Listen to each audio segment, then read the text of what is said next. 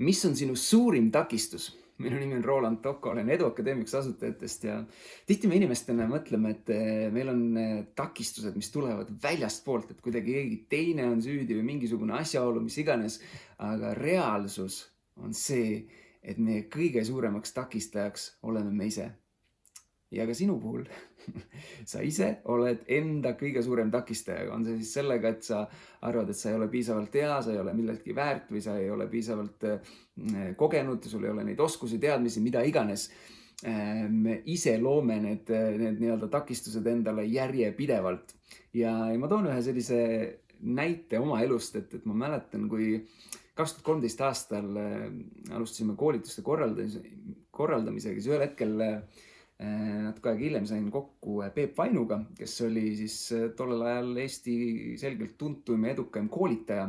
Ja täna siis viimasel ajal ta ei ole nüüd väga aktiivselt tegutsenud, aga selgelt ta nimi on endiselt väga-väga teada ja tuntud.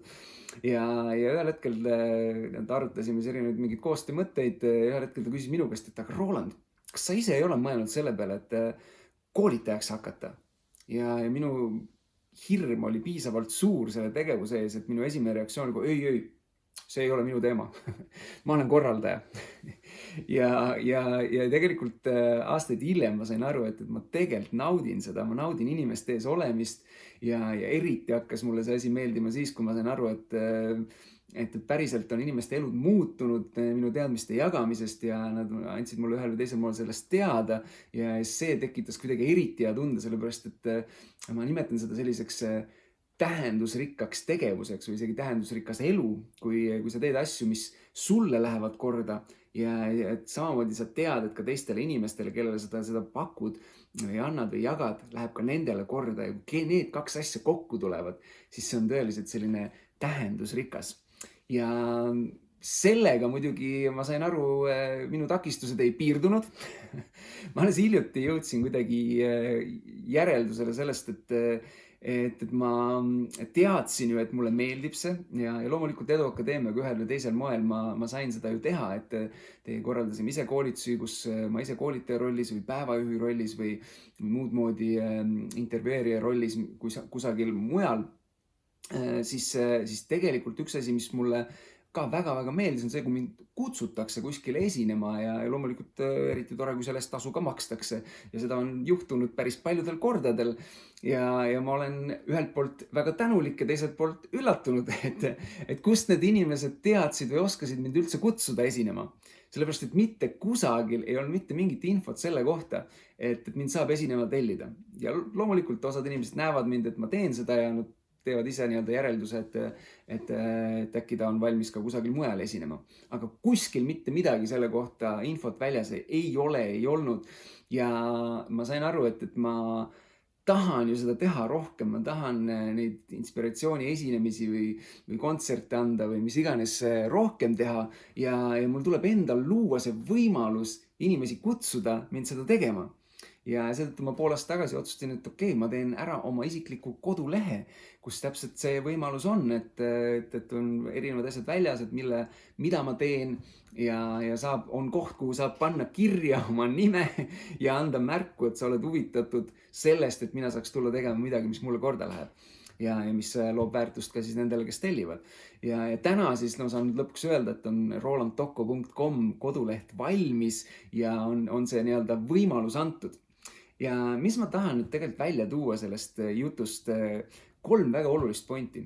Esiteks see, kui sa tunned mingi asja osas sellist väga suurt hirmu või isegi sellist nii-öelda eemale tõukumist, aga sul on kuidagi emotsioon selle osas või sa oled kuidagi emotsionaalne selle osas, siis võib-olla on just see midagi sellist, mida sul tuleks teha.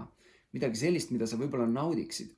Ja võib-olla sa oled juba nii-öelda sellest sammust üle saanud ja sa oled avastanud, et sa oled leidnud selle asja, et alguses oli hirm ja kartus ja mõtlesid, et see ei ole sinu jaoks, aga ühel hetkel sa proovisid ja sa said aru, et sulle meeldib, sa naudid seda ja veel ägedam, et teised inimesed saavad ka sellest kasu ja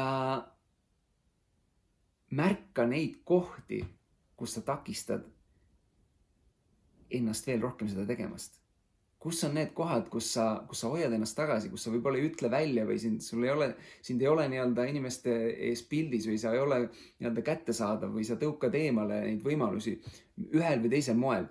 Ja hakka neid märkama, vaata üle, kus on need kohad. Ja kolmandaks on see, et leia neid võimalusi, kuidas sa saad veel rohkem inimesteni viia seda, et sa oled valmis, et sa oled olemas, et sa saad jagada neile seda oma annet, seda oma kingitust, seda oma erilist oskust ja sa tõesti tahad seda teha.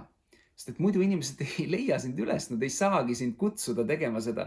Ja on see siis, ma ei tea, kodulehe tegemine nagu minu puhul või on see lihtsalt mingitele olulistele inimestele sellest teada andmine. Sa ütled neile, et ma nüüd teen sellist asja või annad neile kingitusena selle, mis iganes sul pakkuda on teenuse või tootena ja annad sellega teada siis ka sellisele suuremale nii-öelda avalikkusele ja mitte ainult, ka universumile, kes ülevalt jälgib ja vaatab, et kas sa oled nii-öelda päriselt otsustanud ära, et sa tahad midagi teha, et sa oled selleks valmis ja et sa oled nii-öelda julgenud sellega inimeste ette tuua.